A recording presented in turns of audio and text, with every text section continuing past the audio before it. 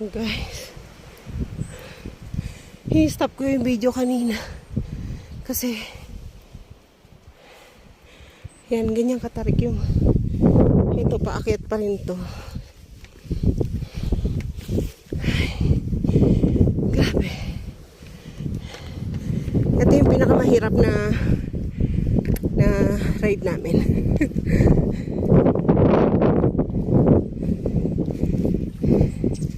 Kasi nga nag-decide na nga ako na dito kami magstay kasi mapapalayo pa.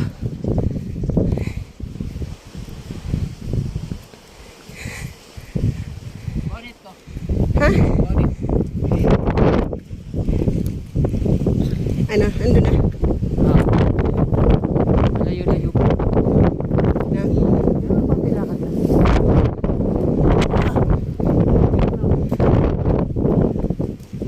Ganto pala. Ganto pala ang mountain back. Grabe. Pero saan ipaparking? Sana may tinuro na. Pero hindi ko ka-sure kung available yung hindi pa akong market. Dala mo yung lock. Oo. Pero natanong mo magkano? Tatanong ko. May muna ka sa ribon. Para hindi ka aakyat. Kasi baka mamaya walang room. Aakyat baba ka din. Sige.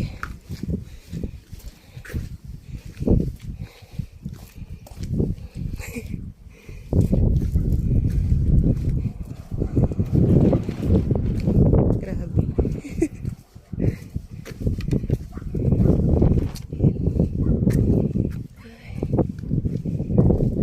Mataas din to. Mataas din tong lugar na to. Muntik na kami kanina. Muntik na kami malaglag. Kasi ang hirap i-ano kasi itong tire path. May mga putik dito sa gitna. Kaya ang hirap niya.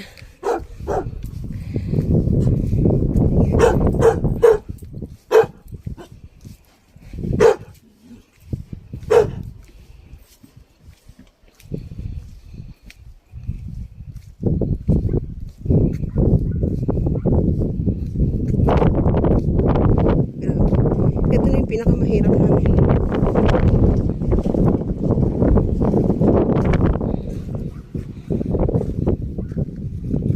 Okay lang pag walang angkas. Pero kasi may putik kasi hindi mo man dahil mapahon. Tapos madalas pa yung nagmumuis na kasi gawa ng parang laging naulan. Kaya basa yung daan, kaya kapag yung umaakyat tapos napastop ka, mag-i-slide yung gulong mo. Ayun, doon pa kami sa taas. Yung transyan namin, si Rani na lang yung umakyat kasi nga mahihirapan ako kung wala rin naman mai-stayan. Pero tingin ko meron naman kasi bihira yung gantong weekdays namin nag-i-stay naman.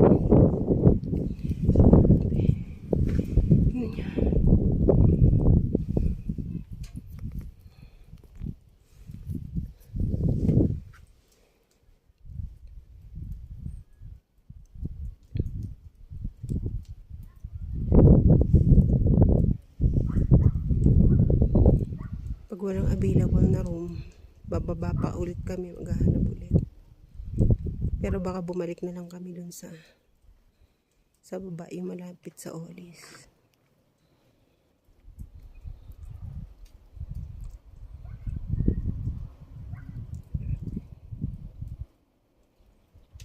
Ganito siya. Okay naman.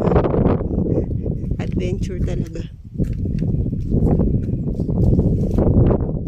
Ano na kasi, anong oras na ba? Ayan, 5:17 na. Hindi na ako kami pwedeng abutin ng gabi kasi sobrang lamig nga ngayon.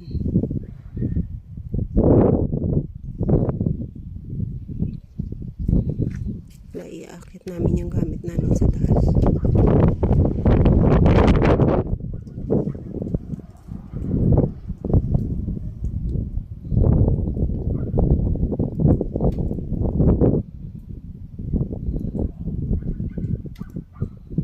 Grabe, natakot ako. Muntik na kami dun sa Pangyo.